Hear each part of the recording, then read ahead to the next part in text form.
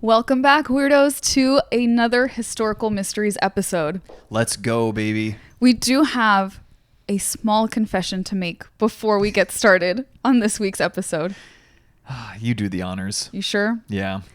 We already recorded this episode earlier in the week, and the file got corrupted, and Andrew was unable to open the file at all. So it's just sitting there, inaccessible. And here we are, ready to re-record the same episode. And you know what? It's so crazy. I don't think this has happened to us in over 100 episodes. Yeah. So it's been a very long time. Yeah, it threw us for a loop big time. It's just, I guess, par for the course with using technology. Sometimes it's going to fail you. Yeah. But it's frustrating because that was a pretty good recording. It was a really good recording, guys. We still have the video of it with the terrible audio. So I think at some point in the future, we'll drop it on you guys, but it's never going to be an official episode. Yeah, this would be like just for the Patreon, probably. Probably, yeah. But this means that I have heard this story before, but don't you worry, weirdos. A lot of the questions Andrew is going to ask me throughout the episode, I already forgot the answers to. I knew that's exactly what you were going to say. It was a silly recording because we realized towards the end that I hadn't taken my ADHD medication. It's so true. So I wasn't very focused. Guys, it was an absolute banger of an episode because Stephanie was just going wild. I was like, who is this woman? And then I was like, oh, you haven't taken your meds. Yeah, I just forgot that day. Yeah. I was wondering why throughout my sessions I was a little more silly than normal. That's why. But that aside, I'm really excited for you to share this episode with me again, but with the weirdos for the first time, because this is a really cool mystery. Yeah, this one is kind of a deep cut. There is a History Channel show that kind of covers this, a bit of it at least, that is currently running, but I'll get to that when I get to that. It is very exciting, and it is a big mystery that I think we may have solved, but ultimately it's up to you guys. And how did you find out about this? That's a really good question. I think I've seen clips of the History Channel TV show. Oh, okay. And that's how I knew about it. Yeah. Well, go ahead and introduce this week's mystery. Okay, guys. We are going to be exploring one of the most enduring and enigmatic treasure hunts of all time that is currently underway and has lasted for almost as long as the United States has been around as a country. That's a really long treasure hunt. I can't even imagine. I can't imagine either, because that is a long time. So basically a tiny, seemingly insignificant island has been rumored to be the location of a massive secret treasure with very dubious origins. Dun, dun, dun. Dun, dun, dun. Theories range anywhere from pirate or privateers all the way to the ill-fated Knights Templar. Yes. The Knights Templar is always a good one to throw in there as a theory. It really is. They're a very strange group of people. So this treasure has been so sought after that people have tried to get to it. Mm-hmm. It sounds like for a long time. And so without further ado, let's get into the mystery that is Oak Island. Oak Island. Dun, dun, dun. So Oak Island is a small, privately owned island off the coast of Nova Scotia in Mahone Bay, and that's in Canada. It is roughly 1 by 1/2 mile in size, or 1.6 kilometers by 0.8 kilometers. It's so tiny. Yeah, it's a small island. Yeah. In the early days of settlement, the island was called Smith's Island, Okay. after an early settler, Edward Smith, and then later was called Gloucester Island. Gloucester. Yeah, the name Oak Island came from the fact that the island was the one and only in the Sound to grow trees, or oak trees specifically. Oh, that must be pretty. It does look actually quite pretty, minus all the digging equipment. And you'll tell us why there's all the digging equipment. Exactly. So, what is the Oak Island mystery? The mystery begins with a young man finding an area of land that appeared to be sunken in, as if someone had once dug a pretty large hole and then filled it back up. why the young mainlander Daniel McGinnis ventured to the island in 1795 is still not entirely clear. Some reports claim that he was on a fishing expedition. Others claim that he was simply curious and wanted to explore. While others say that he was actually inspired by some mysterious lights coming from the island that he saw back on the mainland.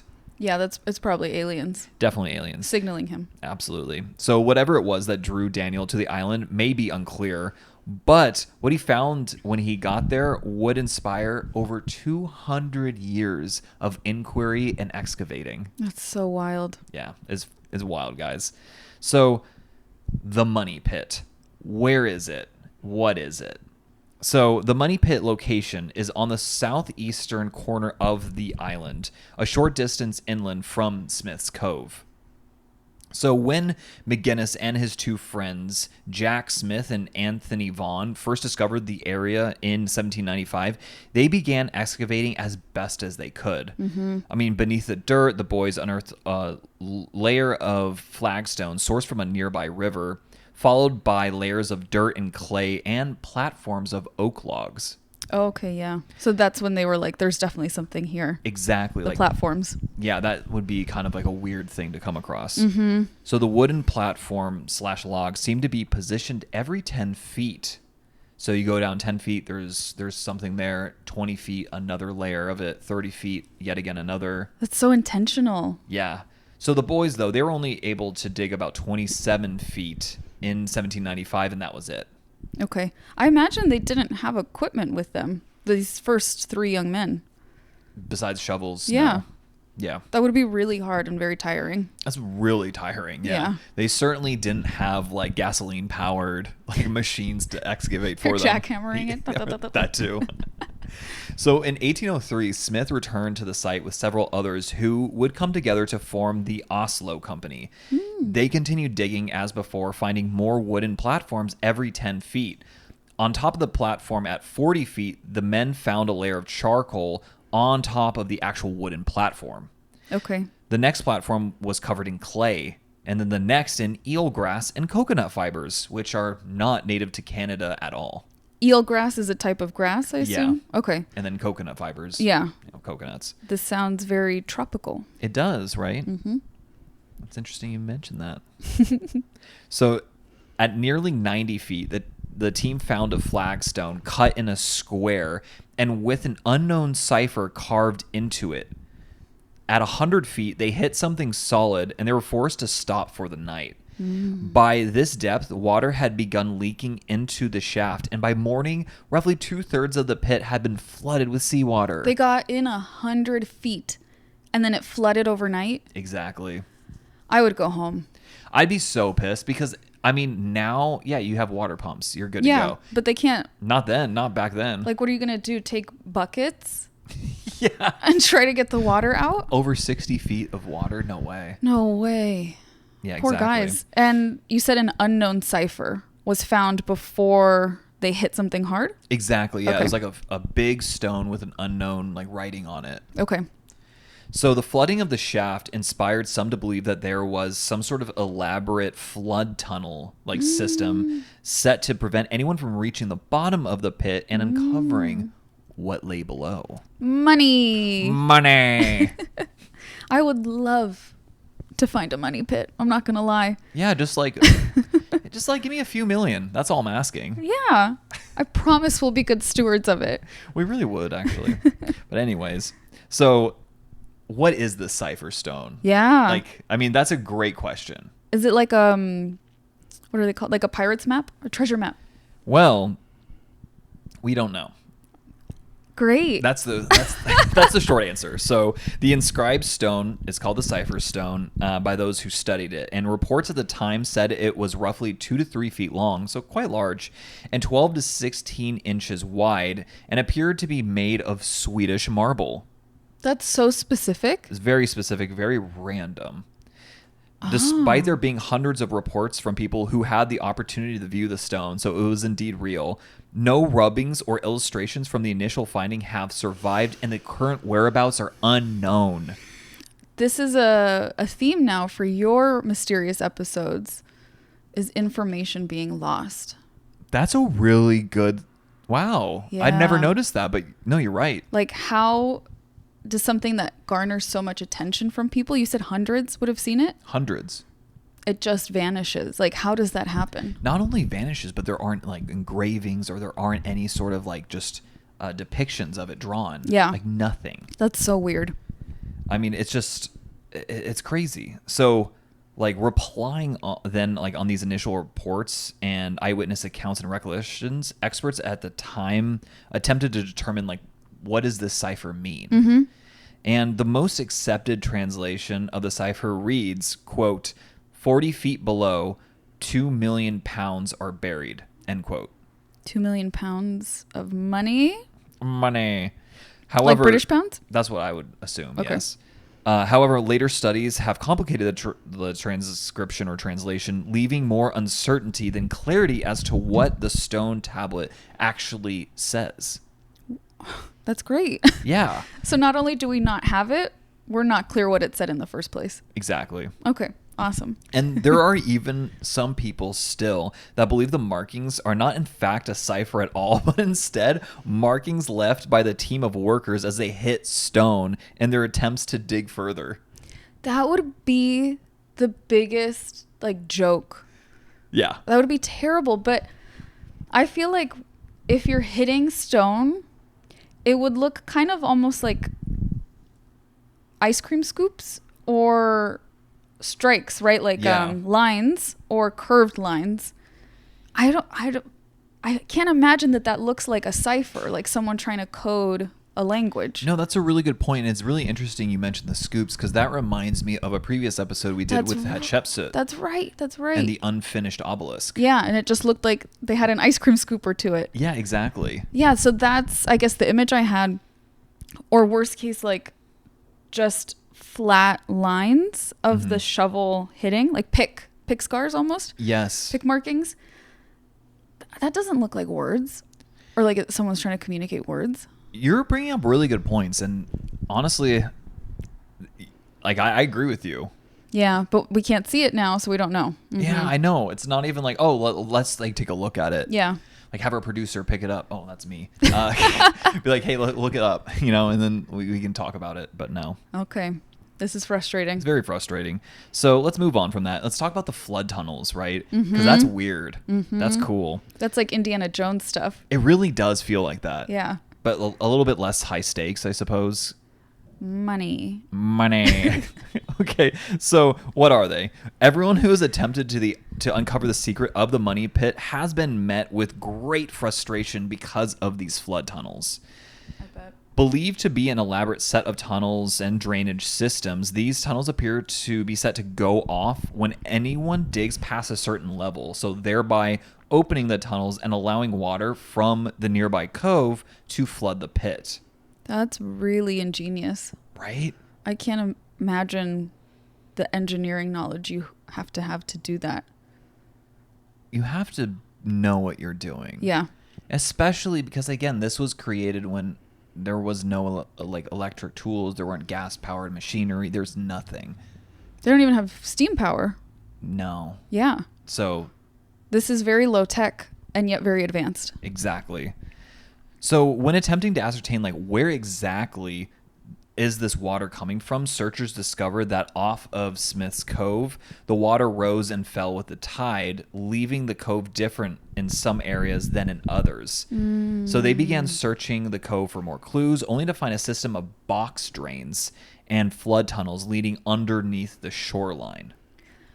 So it was like the power of the waves of the tide contributes to the flooding. I guess you could say it's the moon.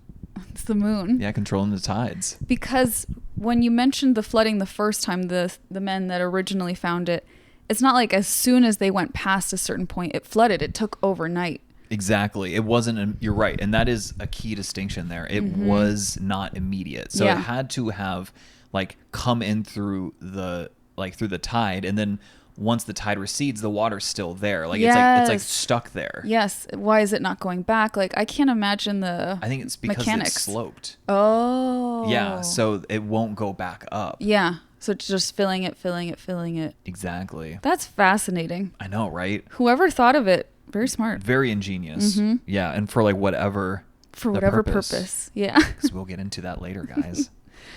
Okay, so there were 5 box drains leaving the area in a fan-shaped pattern, along with a man-made filter from the same fibers that had been found in the pit. And these 5 box drains met at the highest point in the cove.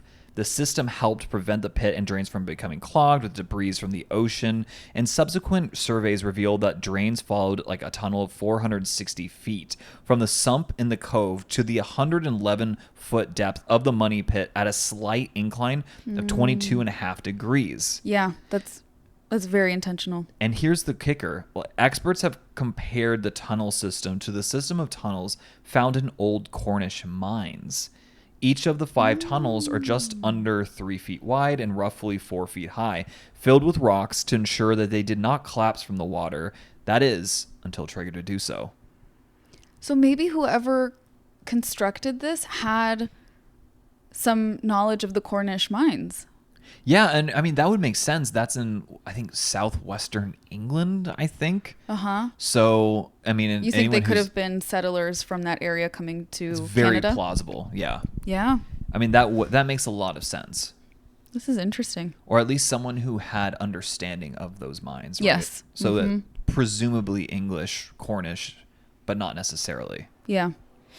So when the Oslo company first discovered the flooded money pit, like in the morning, kind of getting back to our narrative, they attempted to dig an adjacent shaft, only to encounter the exact same problem when they dug too far. Oh, poor guys. For the next 2 years, they attempted to clear the shafts from water, and they had 0 luck. 2 years of trying? 2 years, and they came up empty-handed.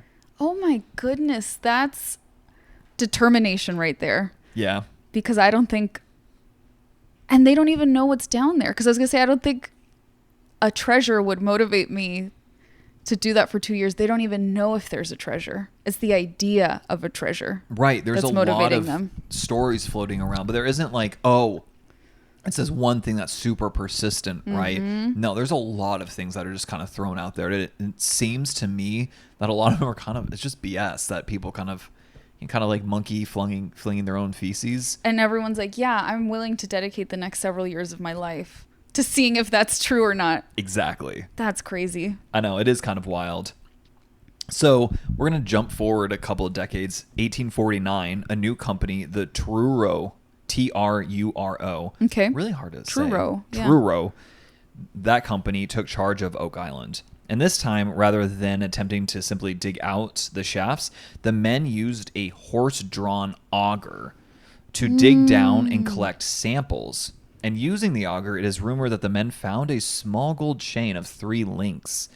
It was also during this time that the origin and scope of the flood tunnels were actually discovered. Okay. So then, a couple decades later, 1871, along with the Oak Island Association, there was another attempt to excavate the shaft. However, the bottom of the pit collapsed, almost killing 2 of the men. Oh my goodness. Yeah. Also, this progress is really slow. It's very slow. Oh my gosh. So in the final decades of the 19th century, groups searching the area shifted their focus away from the pit itself into an area that came to be known as the cave-in pit. So no more money pit, but now cave-in pit.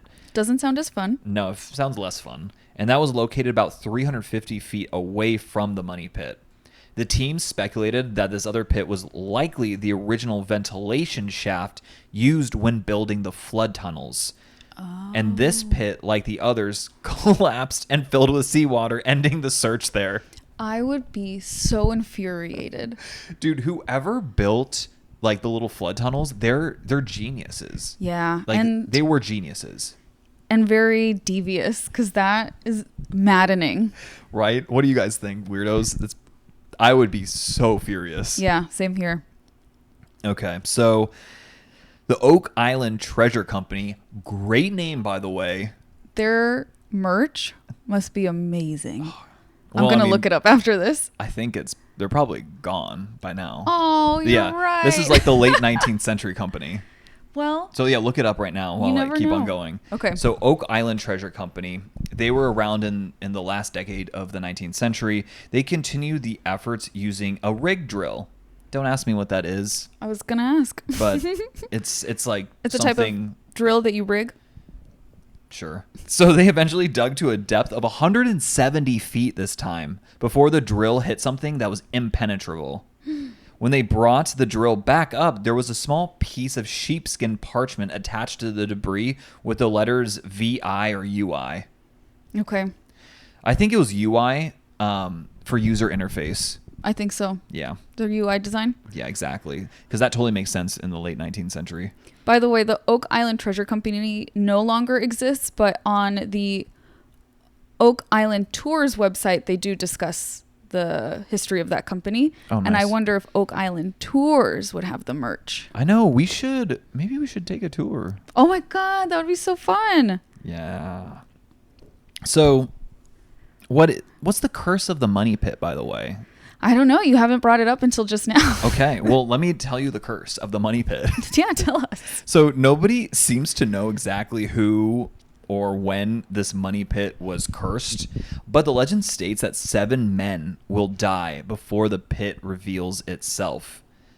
Or its secret, I should say. Oh. And at this point in time, 6 men have lost their lives in pursuit of the treasure. And 4 of them Wow. happened on the same day. Oh. I'm not going to get into it. Just know that people died. That's so spooky. Yeah. And of course, what's a good mystery without a curse? And a treasure hunt?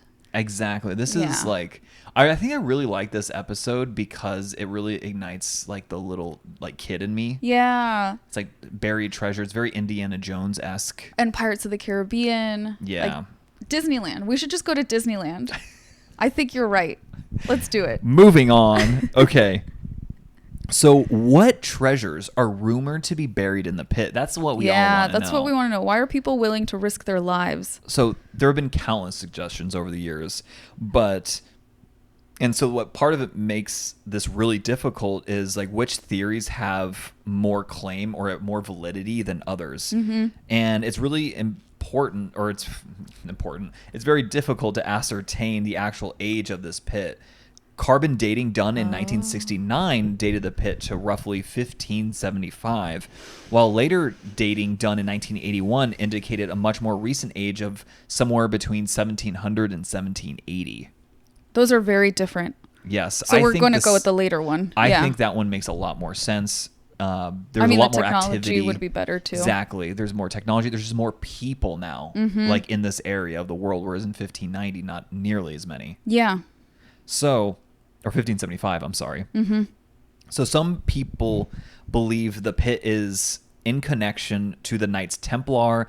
Others believe it was created by the French, specifically the French army, to hide treasures belonging to the French crown during the 7 Years' War. Other theories... No, I could see that. Yeah, like there was other theories which seem more credible, tie the pit and surrounding tunnels and artifacts to some like past industry. It could be a tar pit or salt works or even a dock.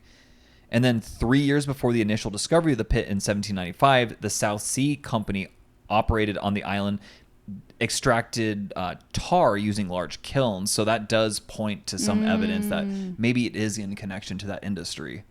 So it's either like, wow, this is like Knights Templar treasure, French gold, or a tar pit.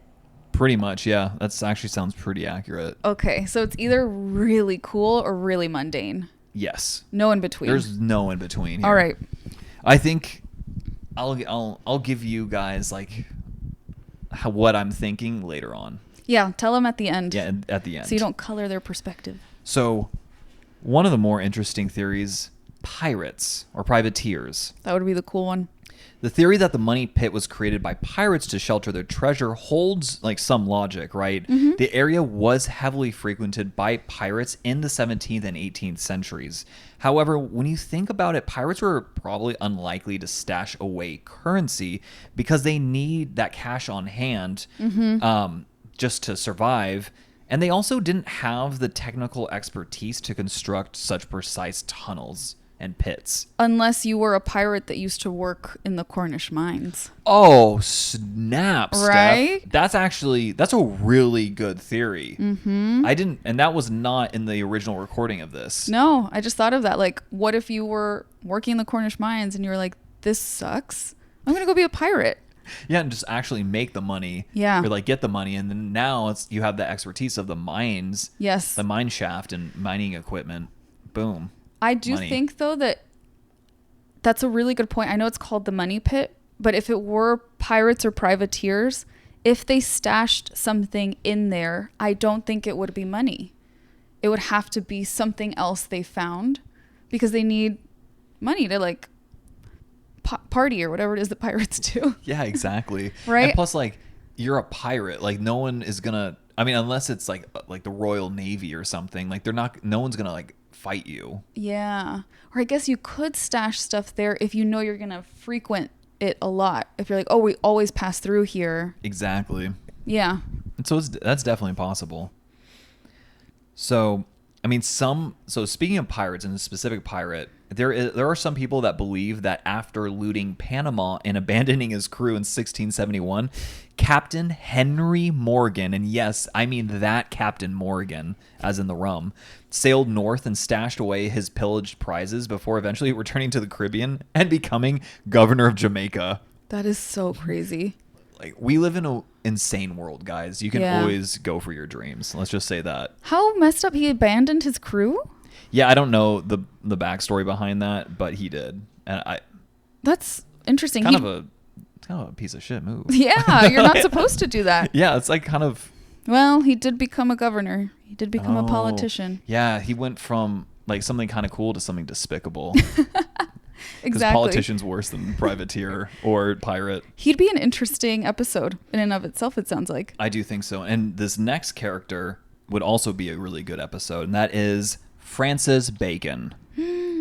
So there is a long-stated rumor that Bacon once said that he would, quote, be known for who he really is, end quote, long after his death. So the people who like are really big stans of Sir Francis Bacon are called Baconites. Yeah. Yeah. When Andrew first told me this, I was like, oh my God, do you think people who are big fans of Kevin Bacon also call themselves Baconites? And I just looked at you and I just continued going on with the story. But I feel like you would be. Like, you know how like Beyonce has the Beehive? Oh my God. Taylor has her Swifties. Maybe Kevin Bacon has his Baconites. Well, if there are any Baconites here in this, or listening, like any weirdos who are also Baconites, let us know. Yeah, let us know. So, I'm so sorry. I got really distracted by the name Baconites. Yeah, you did. Tell us why they think it's Francis Bacon. Okay, so these Baconites, they think, nay, they know, Oh, snap. or at least firmly believe, Okay. that Sir Francis Bacon was actually the true author of the works attributed to William Shakespeare, along with a few other writers of the time, and that he hid the original manuscripts beneath the soil at Oak Island. That would be so extra. It's so extra. And why? I don't know enough about the Shakespeare theory to comment on that, but they're arguing that not only was he one of the biggest literary geniuses of all time, but he also had really in-depth engineering knowledge and created this And he flooding was a tunnel prolific system. privateer as well. Yeah. On top of all All that. three of those The things? Renaissance man. So this Bacon theory, by the way, it argues that his experience, with codes and ciphers, along with his work preserving things in mercury, makes him a strong candidate for the treasure's owner. Remind me, what was the quote that he said? So he said, quote, he would be known for who he really is, end quote. When he's dead. Yeah. Well, he said that during his life, but apparently, like, it surfaced after his death. So it could also be not even attributed to him. Like Yeah. he might not have even said that. but that could be in reference to so many things. There's a lot of things That could be in referenced reference to having illegitimate children. That could be in reference to his sexual identity. That could be in reference to him being a serial killer. Like that could be so many things. I mean, yeah, that is very true. All right. I'm not buying the Bacon Knights. I'm not buying it either. So this is my personal favorite theory. This is the Knights Templar and the Holy Grail. Oh, that the Holy Grail's under there? It's the Holy Grail. Okay. I mean, this is the most far-fetched theory there is. So of course it's your favorite. Yeah, of course it's my favorite. So this order, the Knights Templar, in real life, we're just talking about real life. They were, I don't know why I said that. I think it's because that TV show we're watching, Lady Jane Grey, or My Lady Jane Grey. My Lady Jane. My Lady Jane, there we go. Oh yeah, we should have brought that up at the beginning. Right, and it's complete historical fiction. Weirdos, you will remember because you listen to every single episode, of course, that we create. I did an episode on Lady Jane Grey. She was the woman who was queen for 9 days. She was manipulated and pawned around by like the powerful and ambitious men in her life, and she ended up literally losing her head for it, even though she never wanted to be queen. So when I heard there was a show about her, I was like, oh my God, Andrew, we have to watch it. Yeah. But then tell them what happens. All of a sudden, there are supernatural elements, people turning into animals. And I look at her, I'm like, I don't think this is historically accurate. It's not a historically accurate show, but it is funny. But it's funny. I mean, to be fair, they say at the very beginning that it's completely that they're made up. basically going to rewrite her story. Yeah. Yeah. But it is entertaining. It's very entertaining. But, and also she's Queen of England, just to be clear. Yeah. Queen of England. Yes, I'm sorry. And so thinking of that is what made you think like, okay, back to the real story or back to real life. Exactly. Mm-hmm. So they were disbanded in 1307, and a lot of former knights, they fled to Scotland, taking with them like a lot of relics and treasures, a lot of just like the Knights Templar gold and treasure. All the things they found while being militant around the world. Exactly, their booty. Their booty. Their booty. So in Portugal, a lot of knights also found refuge there, and because the Portuguese government at the time just straight up like ignored the Pope. They're just like, no, we're not going to listen to you. And I don't know why, but I think that's so awesome. And so in order though to like comply, they changed the name of the Knights Templar to the Military Order of Christ. That's a really great rebrand. I would never put those two together. I know. No, that's so obvious. I'm interested in why the Pope was against them. Wouldn't a power? Oh, they were too powerful. That's all it really was. They had like too much money, wealth, influence. Yeah. Okay. And because they had extensive networks throughout Europe and the Middle East, Yeah. like the Holy Land. Yeah. So, and kind of like moving forward a little bit, like there have been several links between Nova Scotia and Portuguese explorers that have been established. So it makes sense that maybe there's that like a connection there. Yeah. You know, over the course of centuries. That maybe some of those Portuguese explorers were descendants of the Knights Templar. Exactly. Okay. And then they took some of these relics, which like to the New World for safekeeping, which I guess, you know, on the surface makes some sense. Mm-hmm. Yeah, I could see that train of thought. So like the next two theories, I'm just gonna kind of like go through them quickly. There was one ship that was known as a pay ship. So like, you know, any time that, you know, people in the New World, like explorers or soldiers, they needed to get paid still. So like ships would come from like the homeland and pay them, and you know, it could be the ruins or the treasure is really just like people's salaries. Oh, it's kind of like payroll. Exactly. That's really interesting. And that was the Louisburg pay ship. And then also William Phipps and the Concepcion. Like basically in 1685, William Phipps was granted permission from the King of Spain to search for a lost treasure ship, the Concepcion, which had sunk in the Caribbean in 1641. So after 2 years, Phipps returned to Spain with over 68,000 pounds of silver from the Concepcion. Wow. He was knighted, and the king sent him back to look for more. However, very little else was found, and rumors suggest that he buried excess treasure in the money pit while he's spent some time in the area there around 1690, Oh. which is very close to the 1700 to 1770 or 1780 time frame. Yeah, just beforehand. That's another reference to the Caribbean Exactly. because of the grass and the coconut. Exactly. So there is archaeological evidence that there were ships coming there from the Caribbean. Okay. Or at least more tropical places, and it can be assumed that that's probably the Caribbean. So interesting. So this one's also kind of a wild one. Theories. There's a theory that Marie Antoinette and King Louis XVI, they fled Paris with the crown jewels in June 1791. And this was popularized by Franklin Roosevelt, who also hunted for the treasure, by the way, before becoming president. And he spread these rumors? Yes. The theory goes that before being captured in Varennes, the king and Marie Antoinette gave the jewels to a lady-in-waiting who was charged with the task of taking them out of the country and to the fortress at Louisbourg. Oh. However, as the pit was discovered only 4 years after this, the theory is extremely unlikely. You think the pit would have had to be sitting there for longer? I think so. Okay. Especially the way that it was found? It was found, exactly. Okay. That's a very interesting one, though. Yeah, that one's kind of wild. Also, Latin American gold from like the Incans, the Aztecs. In Nova Scotia? In Nova Scotia. But, I mean, that is a theory, and I do not think that's a very credible theory. So I'm not even going to get into it that much. Does that theory argue that the Spanish found a bunch of gold and then hid it there? Yeah, and specifically, like, one of the within this, like, the more popular, like, sub-theory is, like, specifically from the Incan Empire with Francisco Pizarro. He demanded, like, a ton of gold. And yeah.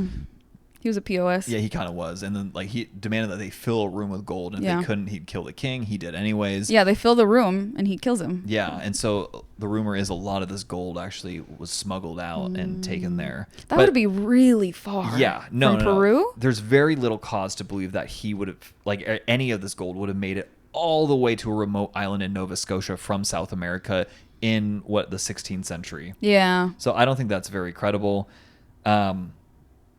There was, like, a treasure amassed at St. Andrew's Cathedral in Scotland that went missing around 1590. There's a theory that that treasure could be there, but there's not a lot of evidence linking the two. It's just like, oh, it kind of fits the time frame. Mm-hmm.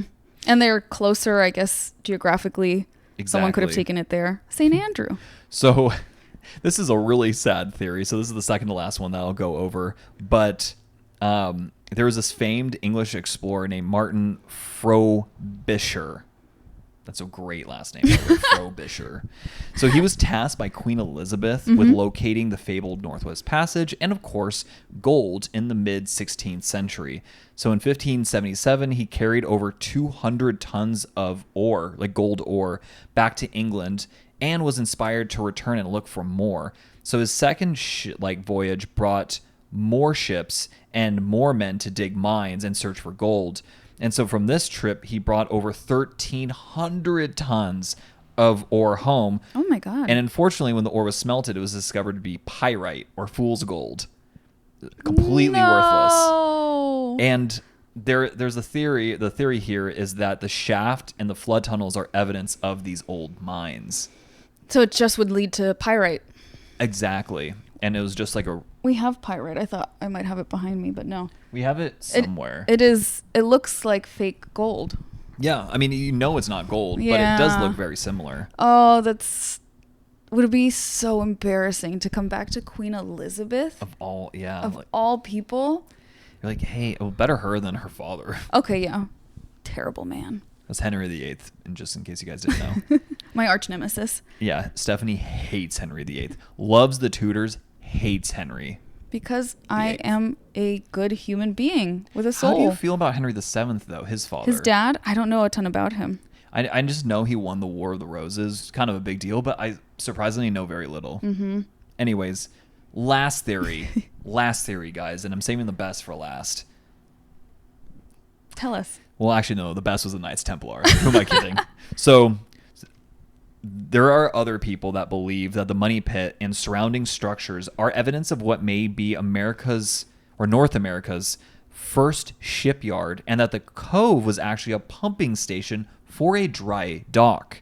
The shafts and tunnel discovered resemble dry dock setups used in the West Indies and other areas surrounding Oak Island was frequented by pirates and privateers. So that does hold a lot of weight.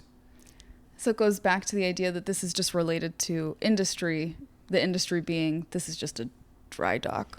Exactly. And weirdos, I'm going to be honest with you. If I had to like put my foot down and say this is the one I truly believe in, it would probably be the dry docking theory. You'd bet your money on this one? Yeah. It would explain the stuff that we've already gone over. Yeah, it would explain like the coconut, the grass, even the gold links, like that and could come from ships. Exactly, and all those pieces of wood that are separated exactly at like 10 feet, right? Or like the planks. Yeah. So that would be a good, yeah. Like that makes a lot of sense. Oh, but people have died. People have died. And since, oh man, it is crazy. Like I think since 1795, right, when it was first discovered, there have been like at least like a dozen and a half, probably like close to 24 groups that have searched for this, like in earnest. And that's at least. Could be more, honestly. I'm not really sure. The ones that we know of. Yeah, exactly. Not really sure. It's wild. So it is clear that there have been many people and groups interested in uncovering the mystery of Oak Island. You know, I already mentioned Franklin Roosevelt, who is probably the most like famous person. A president. A United States president. And not only like just any old United States president, the guy who led us during World War II. He was looking for this treasure. He was looking for this treasure. Wow. What a weird world. Exactly. And then in 1970, speaking of like other famous people, John Wayne leased equipment with the Triton Alliance to explore the Money Pit. Wow. Their efforts were unsuccessful. Yeah, I'm not surprised. I feel like if John Wayne found a bunch of gold, I would have heard about that. Yeah, I think so too. I think that would have been like really big news. Unfortunately, though, it's not the case. Not the case. Not the case. So, has anyone found anything noteworthy, though? That's a really good question. So you tell me. Over the last 250 years, there have been many artifacts and things found in the Money Pit. So here's like a list of just a few things that have been found. Okay. So there's a boatswain's whistle, a lot of brass, like china, coconut fibers, like we mentioned before, and we've also found old coins dating back to the 16th century. Wow. Those are old. Yeah. There have been drilled rocks, the gold links, the stone tablet that I had mentioned, and a small scrap of parchment at the 153-foot level that I had mentioned as well. And an old pair of wrought iron scissors was also discovered from the area that was believed to be the flood tunnel system at Smith's Cove. So the discovery, that discovery was made in 1967 and identified as Spanish-American design prior to the mid-1800s. So we are seeing like a lot of things from very different like eras of human history. And all of those things could be found on a ship. Exactly. So one of the most notable discoveries that have been found is Nolan's Cross, and it's a large cross shape formed by 6 large boulders that are found on the island. And it's crazy. So, and it's named after the guy who found it, Fred Nolan, or at least put it together. Okay. So the overall dimensions of the cross is 360 feet wide by 867 feet tall. Oh my God. So much has been speculated as to their purpose, from simple like boundary demarcation or demarcation lines to rather like complex geometry and even Templar connections. Yeah, that's what I would think of. Like that would go for the Knights Templar theory of like, look at this giant cross. Exactly. And there's also a mysterious stone triangle that was discovered by Captain Welling while exploring the south shore of Oak Island in 1897.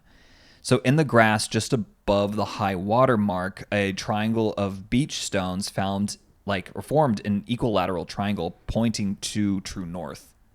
Okay.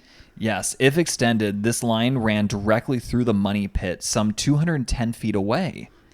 A curved line of rocks at the base of this made the mysterious triangle kind of resemble a large sextant, which is like a tool for traversing the oceans and like the, age of exploration. That also sounds like it would make sense, though, if this was a dry dock. Exactly. Ugh. So the true purpose of the stone triangle is fully not understood. Mm-hmm.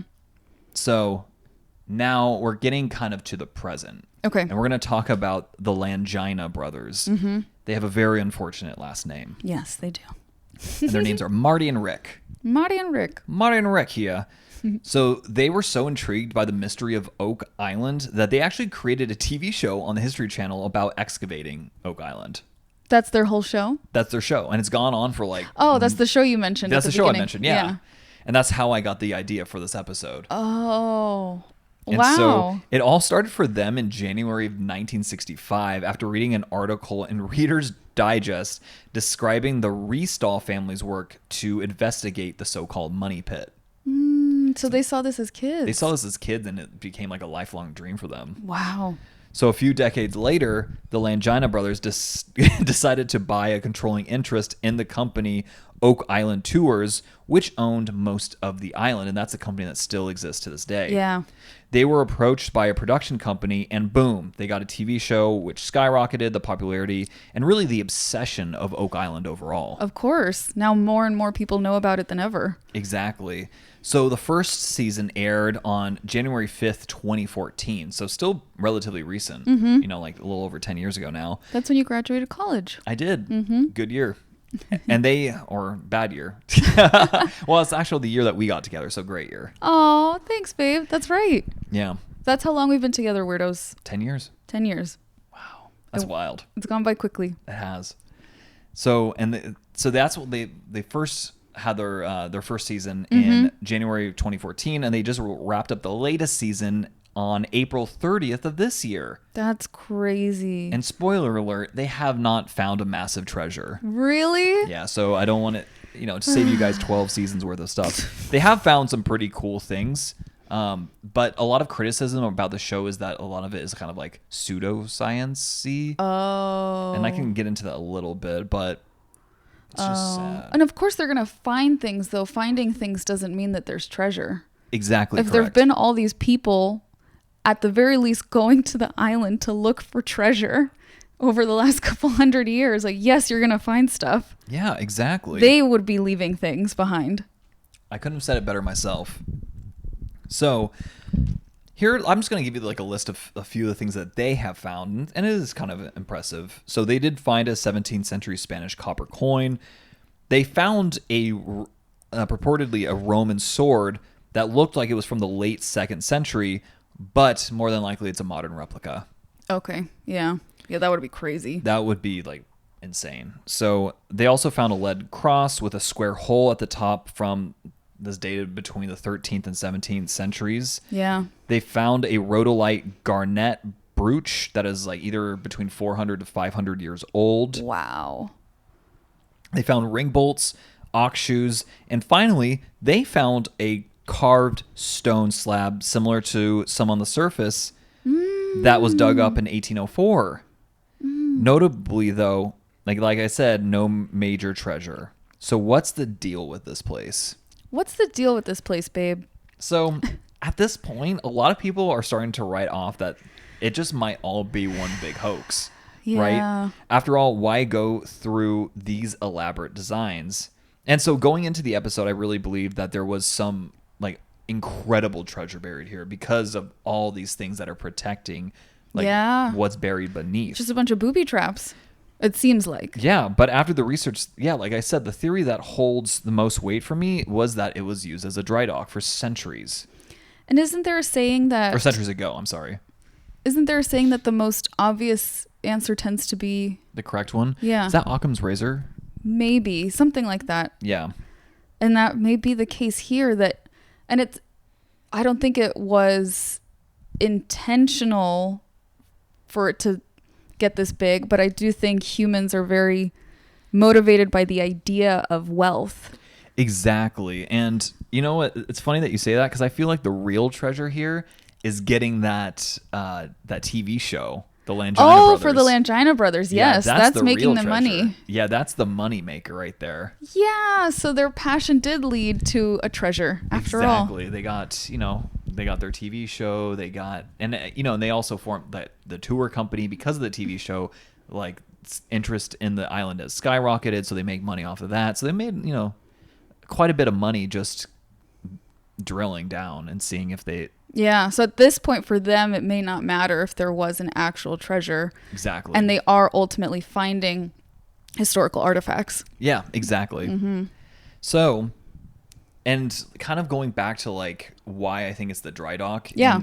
What makes sense is that I think just stuff got left behind over the course of centuries, right? Literally centuries. Yeah. Like, think about it. So like, it was used as a dry dock. Stuff got, lost overboard, whatever is just left there. We find it later, but then as other people like come in and start digging, they lose stuff. And they leave stuff behind. Yeah. They leave stuff behind, which then future people like find, and it just becomes like the perpetuating cycle. Yeah, that every time someone finds something, they think, oh, let me keep looking. They're leaving stuff behind. The next person's going to think the same thing. Exactly. Yeah. Yeah. So I think that's what we think. But more importantly, weirdos, what do you think? We really want to know because this is just, for me at least, it sounds like the most logical. Right. But we obviously could be wrong. We could be very wrong, right? And maybe if you I hope we are, honestly. Yeah. I mean, for the sake of everyone that invested time, energy, and their lives into this, it would suck if it's like, you guys, that was just a dry dock that fell out of use. Oh my God. There's nothing there. That would be so sad. It would be actually quite like a big archaeological find because it would be the first dry dock in North America. So kind of cool. There you go. But not the treasure that most people are looking for. Yeah, yeah. So that is the mystery of Oak Island. Wow. I told you the first time we recorded this, before you doing this episode, I had never heard of Oak Island. Yeah. Which is crazy because it sounds like a lot of people over time have heard about this. I know. So I'm really glad to have learned about this mystery. It would be cool to go and see, even if I think it's a dry dock. Yeah. I mean, yeah, it's in Nova Scotia, so we can see the Trailer Park Boys too. Very important. Very important indeed. A little pilgrimage. I know. Weirdos, if you guys watch Trailer Park Boys, let us know. You're a real one. And let us know either in the comments on this episode on Spotify or over on Instagram at History For Weirdos, honestly, like what your theory is as to what's going on here at Oak Island. We'd love to hear your insights. Yeah. I mean, I'm kind of at a loss. I guess I'm not at a loss. I do think it's a dry dock, but my mind has been changed before in the past. That's based off of new information. So if you do have something that you'd like to add, definitely would love to hear it. Or if you just want to say, yeah, I think you're right, Andrew. That helps my ego. We love to hear that too. Yeah, actually, exactly. just comment that one. And weirdos, a little update is we have our wonderful research assistant Felicia helping us, so she gets a lot of great sources. So we're going to start putting the sources for each of the episodes just in the show notes. Exactly. So we don't list them all, and you can find them more easily that way too. Precisely. Yeah. Well, that's all I have for you guys this week. Thank you so much for regaling us with this tale, and thank you, weirdos, as always, for joining us. Until next time. Adios.